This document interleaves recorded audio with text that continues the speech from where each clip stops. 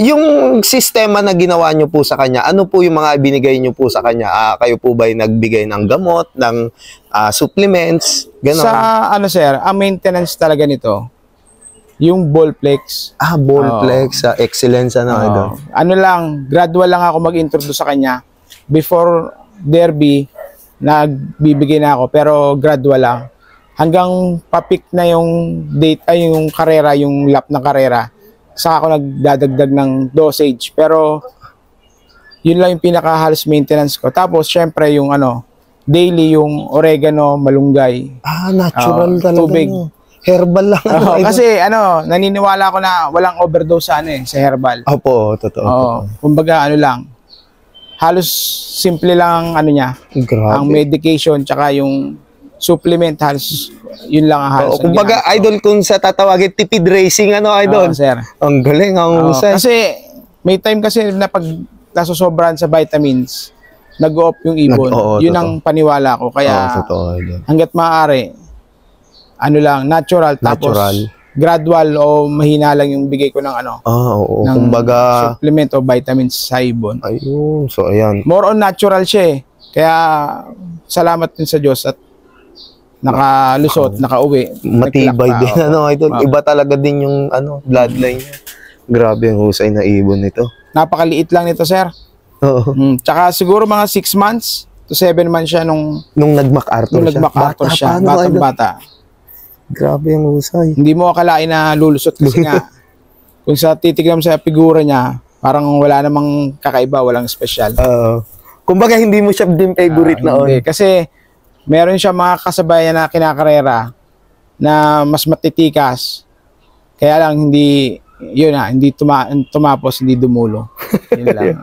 So, bali, idol, nung arrival niya na MacArthur, pwede nyo po bang ibahagi sa atin kung ano yung nag-experience mo sa kanya? Bali, ano to eh, unang araw, smash race kaya bagyuhan eh.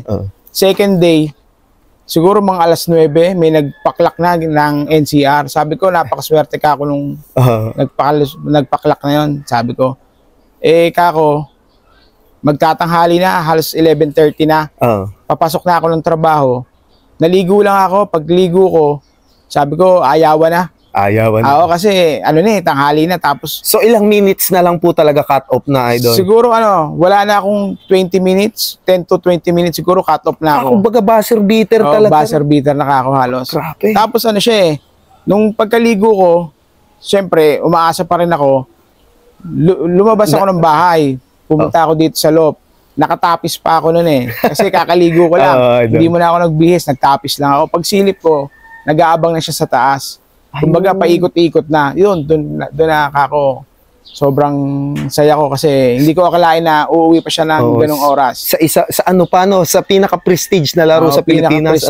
Kasi syempre, alam mo naman, pag PHA, MacArthur race pa, lahat nangangarap na makapagpauwi doon sa... Totoo, idol. Lahat ng fancier sa buong Pilipinas, idol. Kaya talagang sabi ko, very thankful ako tsaka blessed sa araw na ito. Grabe.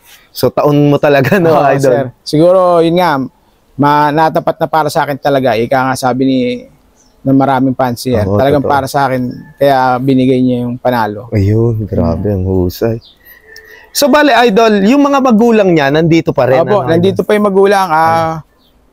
Nanay, tatay, nandito pa po. Ayun. Bale, next year, hopefully, yung ilalabas nila, sana kaparehas niya. Ayun. Tapos, may kapatid din siya, overall winner din. Siya naman ang plano ko ipares dito sa sa kanya. Sa kanya naman. Para kako hindi na masyado lumayo yung linyada. Ayun. So, bali yun na yung pinaka na-preserve nyo at na-blend yung bloodline talaga. Opo. So, ayan. Grabe, napakahusay. Nung old lines kung tawagin na rin. Old lines po, old lines. Grabe. So, ayan, kung makikita nyo, yung loop ni Sir, napakasimple lang, idol. Opo, simple lang. Wala namang special. Nagkataon lang na tayo. So, masasabi natin na 2 years of experience sa pangangarera nyo, talagang nagamay nyo na yung bloodline nyo, idol? Opo, sir. Kumbaga, personally, kumbaga alam ko kung ano yung dapat i-expect ko sa linyada ng ibon. Ayun. Na gamit ko, na linyada namin. Ayun. Kumbaga, kahit papano, kilala ko kung anong dapat, o kilala ko yung ilalaro ng mga ibon. Ayun. Opo. So talagang kailangan talaga bago mo simulan yung pangangarera, dapat kilalanin mo na rin Opo. yung ano. Kasi kumbaga yung dapat yung una, syempre, yung credibilidad ng kinuha mo na fancier. Tapos lahat naman kasi ng ng resources para manalo o resources para magkaroon ng magandang resulta sa pigeon racing is available na. Online na naman. Mapa management, mga product, bloodline, lahat available na. Online, totoo. Available na. So, siguro magkakatalo na lang sa swerte. Tsaka siguro yung yung connection ng may-ari o ng fancier sa ibon. Ayun. Kumbaga, yung connection yung dalawa ng alaga mo, doon na lang siguro kayo magkakatalo. Ayun. So, napakagandang tip ni Idol. Ano po yung maibabahagi niyong tips para sa mga newbie na gusto din pasukin yung pangangarera? Siyempre, unang-una, kailangan mong magkaroon ng magandang bloodline. Ayun. Yung magandang bloodline, makukuha mo yun sa mga trusted na mga fancier. Oo, totoo. Kasi hindi ka naman makakapag-produce ng quality na bloodline kung hindi ka bibigyan ng quality tsaka legit na bloodline. Totoo. Number one. Tapos pangalawa, siguro management. Ang management naman, siguro masasabi ko ang management pabago-bago, conservative. Kasi depende sa ikikilos ng ibon mo, depende sa panahon, depende sa karera, depende sa distance ng laban, kung anong gagawin mong management. Depende din sa location din talaga. Depende din sa location. Kumbaga, ang management, pabago-bago mag-a-adjust ka. Kaya ang kagandahan lang ngayon, lahat ng resources regarding sa conditioning, available na sa market, available online, available. Kumbaga, madali na makuha sa merkado. Unlike dati, year 2000, year 1990s, bibihira lang man nagtitinda ng pigeon product.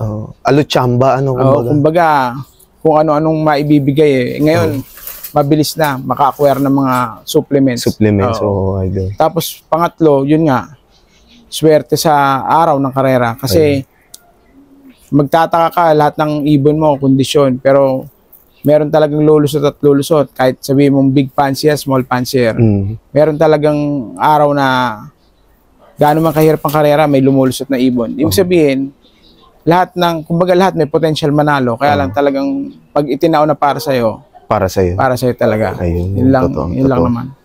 So bali, Idol, sa breeding tips, may maibabahagi po ba kayo? Sa breeding tips, sir, ang akin lang, syempre yung basic ng breeding, yung deworming, flashing, yun lang ang pinaka-basic. Tapos syempre, pag may inakay na, kailangan suportado lagi, kumbaga hanggat maaari. May vitamins po talaga. Yung vitamins, yung feeds, talagang kung kaya mong ibigay na unlimited. Quality, kumbaga, Idol. Quality na, unlimited pa, para maganda din yung resulta. Para maganda yung resulta. Yun lang naman po. So, bali, Idol, matanong ko lang din, kayo po ba ay nag-out ng mga linyada ng inyong blend na ibon dito? Sa ngayon, wala po akong pang-out kasi control ko lang po yung dami ng ibon ko, gawa ng working po ako May trabaho din. Pag masyadong madaming ibon, hindi ko maasikaso.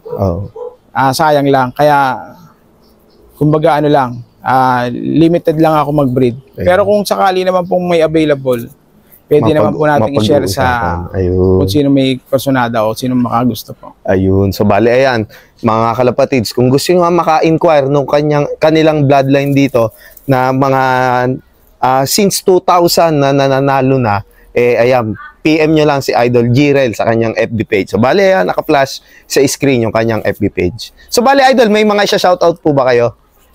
Shoutout lang sa una kay Missy, sa family ko. Tapos, syempre, tribute sa father ko kasi, kumbaga, yung bloodline na to, ginawa niya, kumbaga, siya yung mismo nag-experiment, trial and error. Kumbaga, kung hindi niya natyaga, wala akong maitutuloy Wala akong maitutuloy na linyada na ginagamit ngayon. Kumbaga, tribute po talaga sa yun lang naman po. Tsaka syempre, sa mga natin, sa mga pigeon fancier, kumbaga, lang tayo, ika nga dream big, win big. Maglaro tayo sa club na alam nating mabibigyan tayo ng magandang premyo. Kasi, parehas lang din naman ang distance na nililipad ng ibon natin.